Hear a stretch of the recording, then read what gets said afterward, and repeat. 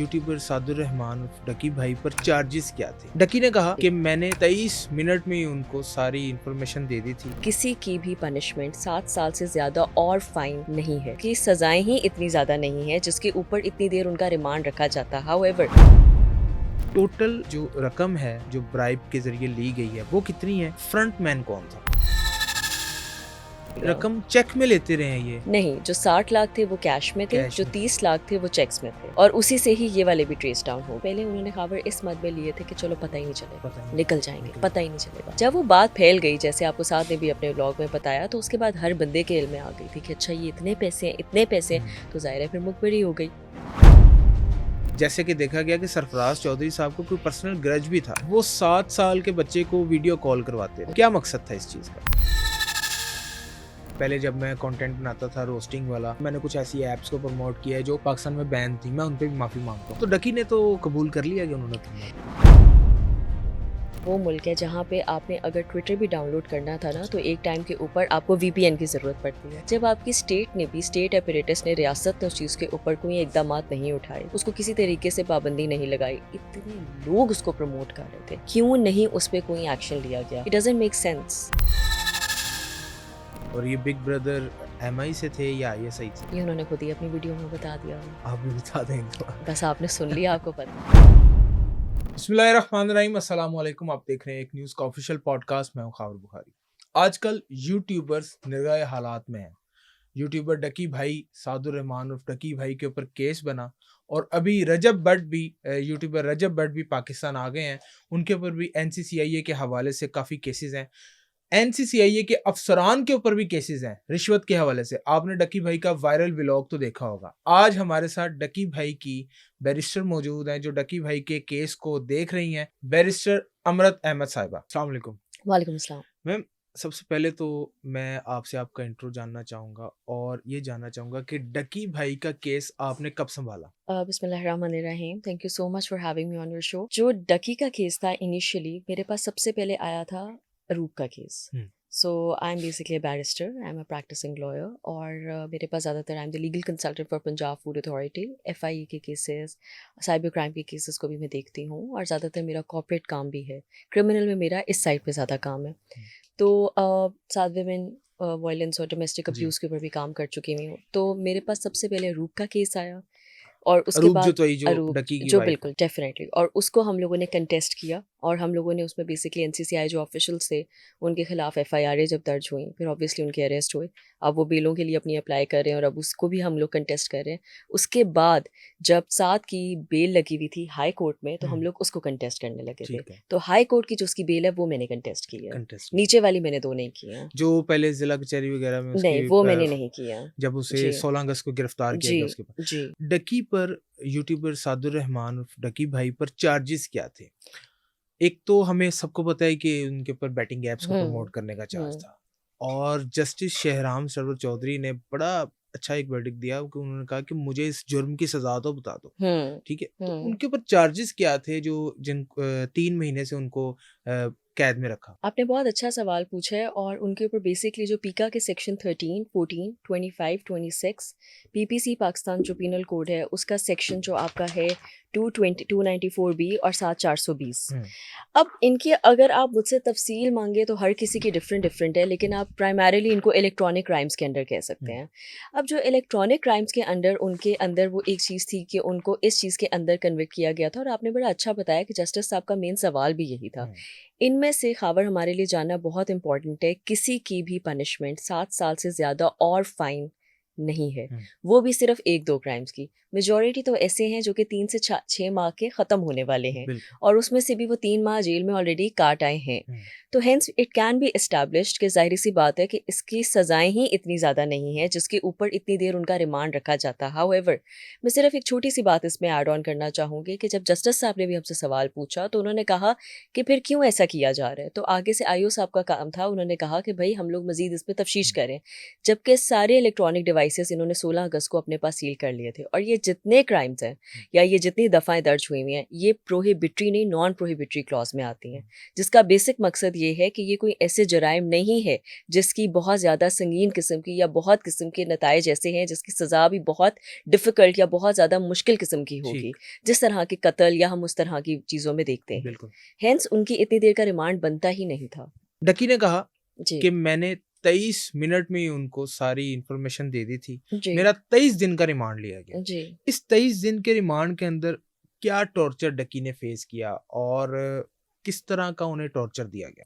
देखिए, काफ़ी चीज़ें तो उन्होंने अपनी वीडियो में भी बोली थी और अपने जो व्लॉग में बोली थी, लेकिन however there are a lot of things जो उन्होंने नहीं भी बताई थी। हुँ, वो ज़ाहिर-सी बात है कि हम 23 दिनों को 23 मिनट में भी नहीं शायद कम कर सकते, जितना एक इंसान ने बर्दाश्त किया। ज़ाहिर-सी बात है, आप ये देखें कि फ़िज़िकल मुशक्क़त से ज़्यादा होती है ज़हनी ज़हनी तशद्दुद जो आप ज़हनी किसी पे तशद्दुद करें, बिल्कुल। स्पेशली फ़ैमिली के नाम पे जब आप किसी को टॉर्चर करते जी, हैं और पीछे से एक इंसान को ये परेशानी होती है कि पता नहीं मेरी फ़ैमिली के साथ ये लोग क्या कर रहे हैं और जी क्या नहीं बिल्कुल। कर रहे हैं। ये एक ऐसी चीज़ है जिसकी मुझे लगता है कि परेशानी इंसान को वैसे ही खा जाती है, तो ज़ाहिर-सी बात है इसका बहुत बुरा इम्पैक्ट हुआ था उन पे। ये जो रिश्वत थी, जी, जिसका डकी ने अपने व्लॉग में भी ज़िक्र किया और जी, बाद में खबर भी आई थी एनसीसीआई के हवाले से। मैंने भी इस पर काफ़ी इंटरव्यूज़ और व्लॉग्स वगैरह किए थे एनसीसीआई के। 9 करोड़ की रकम तो हमें पता था। जी, डकी के व्लॉग से पहले ही पता था कि जी, वो, लेकिन वो 9 करोड़ की रकम यूएसडीटी थी, ये नहीं पता था कि जी। डकी की कोई इन्वेस्टमेंट थी उस हवाले से। टोटल जो रकम है, जो ब्राइब के ज़रिए ली गई है, वो कितनी है और फ्रंट मैन कौन था? फ्रंट मैन इनका सलमान अज़ीज़ था, शोएब रियाज़ जो आईओ है। आईओ हैं, उनका आगे ये बंदा था और उन्होंने भी अपने बेल के लिए अब अप्लाई कर लिया हुआ है। जहाँ तक बात रही कि आपने अमाउंट कितनी ली है, इसमें टोटल अमाउंट थी खबर आपके 60 लाख रुपीस थे जो कि इस मद में लिए गए थे कि अरूब के खिलाफ एफआईआर है और नहीं कटेंगी या उनको बेसिकली इस चीज़ से नहीं, हुँ, उनको इन्वॉल्व नहीं किया हुँ, जाएगा।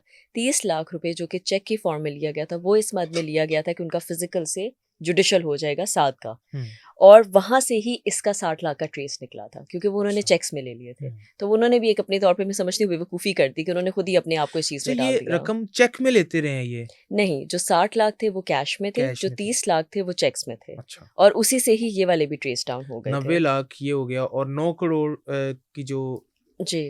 वो पहले अमाउंट थी। उन्होंने जो 9 करोड़ जो वो 3 लाख 25,000 जो 20,000 जो उनका यूएसडीटी अमाउंट है, उसमें हुँ, हमें एक चीज़ समझने की बड़ी इंपॉर्टेंट बात है कि इस वक़्त पहले जब वो उन्होंने लिए थे, तो वो पहले उन्होंने ख़बर इस मद में लिए थे कि चलो पता ही नहीं चलेगा, पता ही नहीं निकल चलेगा, जाएँगे, निकल पता ही जाएँगे। नहीं चलेगा।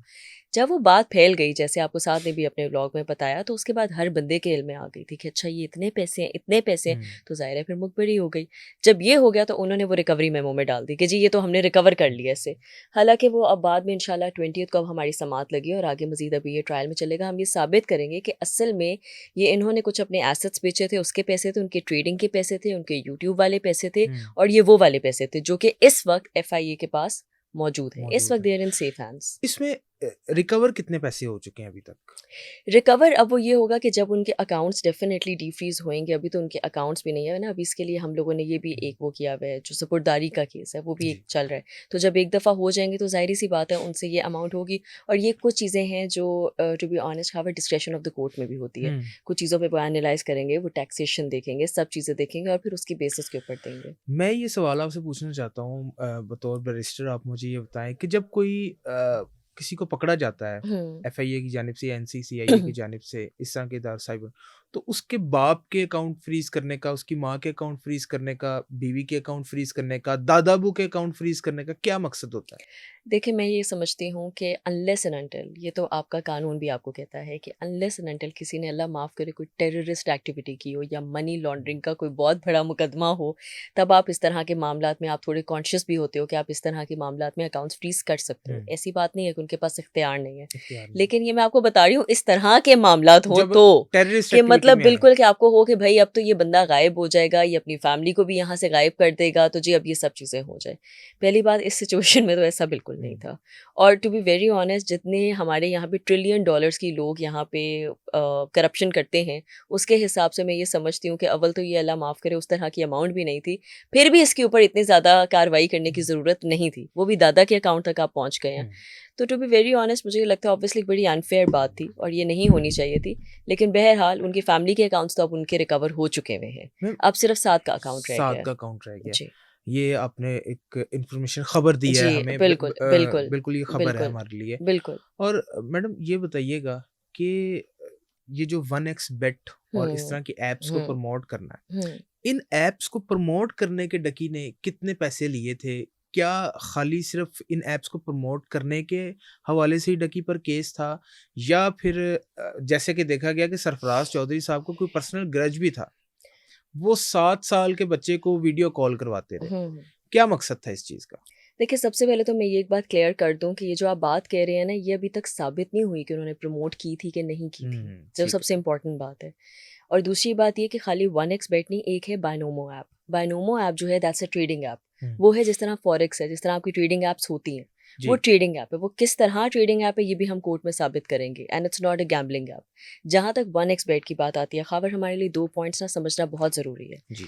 नंबर 1, मैं इस बात को जस्टिफाई नहीं कर रही हूँ कि अगर एक कर रहा है तो दूसरा भी कर जी। रहा है, बट ना एक चीज़ है जो समझनी बहुत इंपॉर्टेंट है। सेक्शन 37 ऑफ पीका, prevention of electronic crimes act, आपको ये बात इजाज़त देती है, ये आपको लेवरेज देती है, ये आपके इंस्टीट्यूशंस के ऊपर एक आप समझ लें कि उनकी ज़िम्मेदारी है कि अगर किसी किस्म का कोई नॉन इस्लामिक चीज़ हो रही है या इस्लामिक इंस्टीट्यूशन या इस्लामिक प्रिंसिपल के अगेंस्ट हो रहा है, तो वो उस पर पाबंदी लगा सकते हैं। कोई ऐसी प्रैक्टिसेस, जी। कुछ भी ऐसा, तो सबसे पहले आपकी स्टेट बैंक ऑफ पाकिस्तान, आपकी एफपीआर, आपके ये जितने भी इस तरह के इदारे हैं जो आपकी इन चीज़ों को रेगुलेट कर रहे हैं, उनके पास इस बात का इख्तियार था, जी। Including the NCCI in itself. Hmm, ये बात समझना बहुत इंपॉर्टेंट है। 2000 आप 24 के मैचेस पीएसएल के उठा के देख लें, जिनमें 1x बेट जैसी चीज़ें प्रमोट होती रही हैं। आपके हाईलाइट जो आप ये कह लें बहुत ज़्यादा हाईलाइटेड जो आपके पॉपुलर लोग हैं, जो बहुत ज़्यादा मेन स्ट्रीम में नज़र आते हैं, क्रिकेटर्स नज़र आते हैं, they have been promoting it. Moreover Karachi Tigers की जो यहाँ पे शर्ट थी उस पर भी लिटरली लिखा हुआ था 1x bat. It was in bet but it was bat. Bat. जिसके बाद पेशावर हाई कोर्ट की 2025 की शुरू में जजमेंट आ गई थी और उस पर उन्होंने ये कह दिया था कि आप इस चीज़ को ख़त्म करें। उसके बावजूद ये ऐप्स बंद नहीं हुई हैं, ये बात समझना बहुत ज़रूरी है। जी बिल्कुल। और अपेरेंटली अगर तो इल्ज़ाम है साथ पे कि उन्होंने ये किया है, ये एक इल्ज़ाम है ना, वो मुलजिम अभी मुजरिम तो नहीं है। मुजरिम नहीं है, तो मुलजिम है। अगर ये चीज़ उनके लिए है भी है तो हम ये साबित करेंगे कि अव्वल तो ऐसा नहीं है जो उन पे नहीं। चालान पेश किया है। बट आखिरी बात, अगर ऐसी चीज़ हो भी जाती है फॉर इंस्टेंस, तो पहली बात जो कानून आया, जो लॉ आपके पास आया, या जो आप कह लें जो जजमेंट्स आई वो बाद में आई, तो ये तो रेट्रोस्पेक्टिव में लॉ जाता है ना, ये तो पीछे चला जाता है, ये तो अप्लाई ही नहीं होता उन पे। लेकिन डकी ने जब पहली उनकी पेशी थी जिला जी कचहरी में, जी तो डिस्ट्रिक्ट कोर्ट में, वहाँ पे उन्होंने पुलिस वैन में बैठते हुए ये कहा कि मुझसे पहले जब मैं कंटेंट बनाता था रोस्टिंग वाला, तो जी वो कुछ कई लोगों को अच्छा नहीं लगता था, मैं उस पर माफ़ी मांगता हूँ, और मैंने कुछ ऐसी ऐप्स को प्रमोट किया है जो पाकिस्तान में बैन थी, मैं उन पर भी माफ़ी मांगता हूँ। तो डकी ने तो कबूल कर लिया कि उन्होंने प्रमोट किया। पहली बात, उन्होंने ये बात बिल्कुल नहीं की कि वो बैन थी, बिल्कुल थी, लेकिन वो उस तरह पाबंदी उन पे नहीं लगी हुई थी।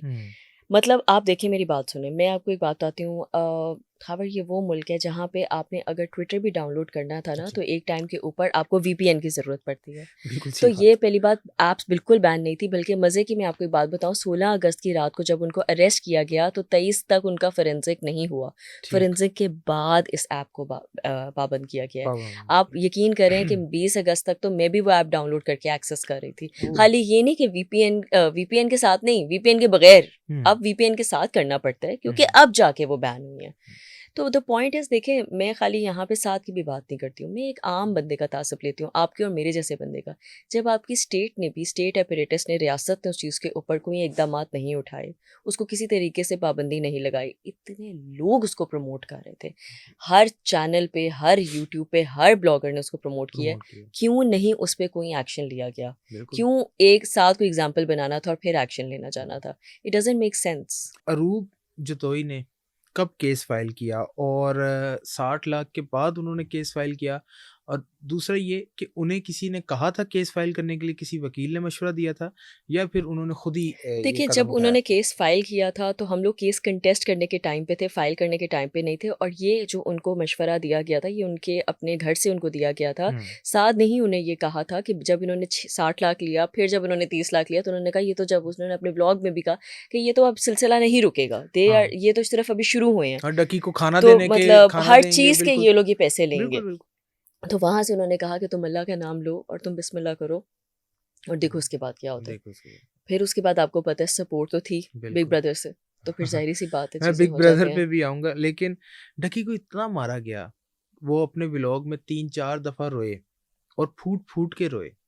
इससे पहले जब वो कोर्ट में आते थे तो बड़े खामोश और बड़े ऐसे जैसे सवालिया नज़रों से वो देखते थे, ठीक है? और डॉक्टर उमर आदिल ने एक सोशल मीडिया पर्सनैलिटी, उन्होंने इरशाद भट्टी के व्लॉग में भी कहा, पॉडकास्ट में भी कहा कि ज़रा उसकी कमीज़ ऊपर उठा के देखते कि उसकी नीलो-नील कमर। तो इतना जब मारा जा रहा था तो आप वकला की जानिब से कुछ इक़दाम नहीं किया गया कि उसे मारें ना, कम से कम? इतना बड़ा ऑफ़ेंस तो नहीं था? देखें, आपको ये बात समझने की ज़रूरत है कि द फर्स्ट पहली बात कि हम उस टाइम पे तो इन्वॉल्व नहीं थे। सेकंड, अगर कोई और वकील भी थे, मैं उनके बिहाफ़ पे भी एक बात हुँ, कहूँगी।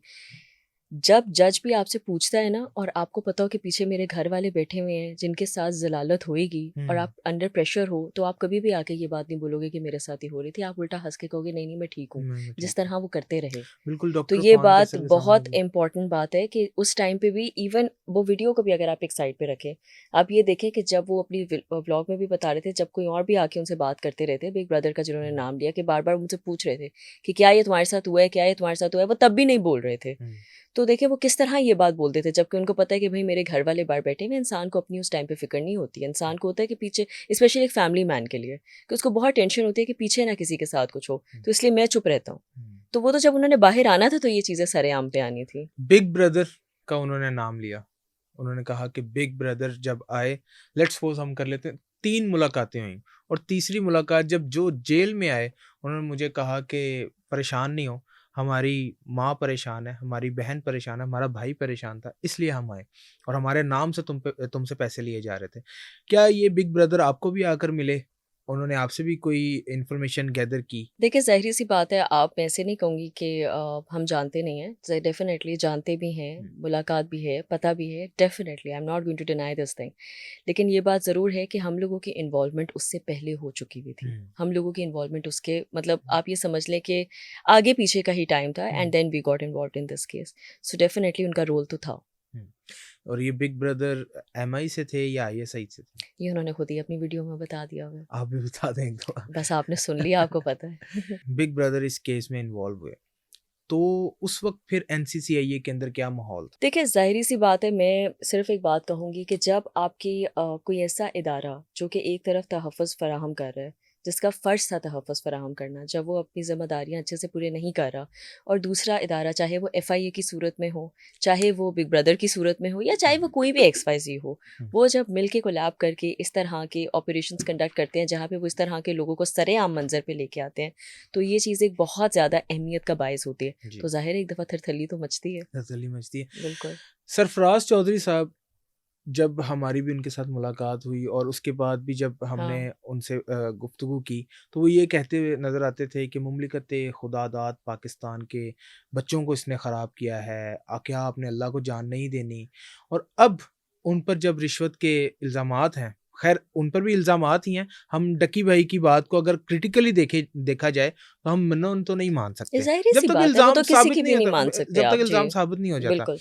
अगर उन पर ये इल्ज़ामात साबित नहीं होते हुँ। और वो समहाउ इस केस से निकल जाते हैं, तो फिर क्या प्रोसीजर होगा? फिर डकी भाई के केस को आप कैसे देखती हैं? देखिए, अभी तो सबसे पहले ज़ाहिर-सी बात है, वो अभी अपने बेल्स के लिए कंटेस्ट करेंगे, हम बेल्स को रोकेंगे, फिर ये मैटर ट्रायल में चलेगा, फिर ट्रायल के बाद कोर्ट फ़ैसला करेगी। हुँ, हम तो देखिए शवाहिद सामने रखेंगे ना, फ़ैसला तो कोर्ट ने करना है। जी। तो ज़ाहिर-सी बात है, वो कोर्ट की डिस्क्रेशन है, उस पे हम लोग कुछ भी नहीं कह सकते। उसमें हुँ, सिर्फ़ यही है कि अभी ज़ाहिर है आगे इसको साथ के भी केस को भी हम लेके चल रहे हैं, और साथ को भी आगे देखेंगे कि किस तरीके से जो ये चीज़ें चालान में या जो एफआईआर में जो उन्होंने एक झूठी बना के उन्होंने सामने हुँ। रखी है, उसमें से कितना सच है, कितना झूठ है, ये सबको पता चल जाएगा।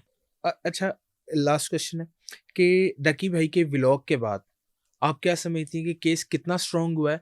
और एनसीसीए के वो अफ़सरान जिन्होंने रिश्वत ली, ब्राइब ली, उनके लिए कितने खतरात आगे मौजूद हैं? और मज़ीद उनका जो है जकड़ा जाएगा, उनको कितना जकड़ा जाएगा? दूसरा ये कि डकी का अब केस कहाँ जाएगा? देखिए, जुडिशियली इन चीज़ों का कोई इम्पैक्ट नहीं होता। वो ज़ाहिर एक मीडिया पर्सनैलिटी हैं, उनके 9 मिलियन प्लस फॉलोअर्स हैं। उन्होंने अपनी आवाम को भी के लिए भी कुछ करना है, अपने फैन्स के लिए भी कुछ करना है। उनके लोग उनसे सवाल पूछ रहे थे, और वो ही उनका एक सोर्स ऑफ इनकम भी है। हुँ, लेकिन है बहरहाल उनके अकाउंट्स तो अभी भी उनको नहीं मिले, बट नॉनदलेस उनके लिए सबसे इम्पोर्टेंट ये था कि लोग मेरे सवाल के जवाब दे रहे हैं। वो मुझसे पूछना चाह रहे हैं हुँ, कि भई मेरे दिमाग में, दिल में क्या चल रहा है?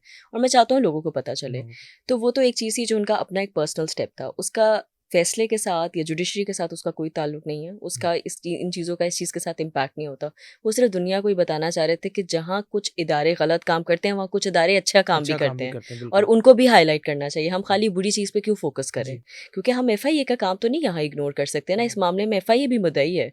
तो ये चीज़ें बहुत सारे यहाँ पे आना ज़रूरी है। जहाँ तक आप आगे जाने की बात करें तो जैसे मैंने आपको बताया कि अभी 20th के बाद समाअत लगेगी और उसके बाद देखिए डिस्क्रेशन ऑफ द जज के वो कहाँ लेके चलते हैं इसको।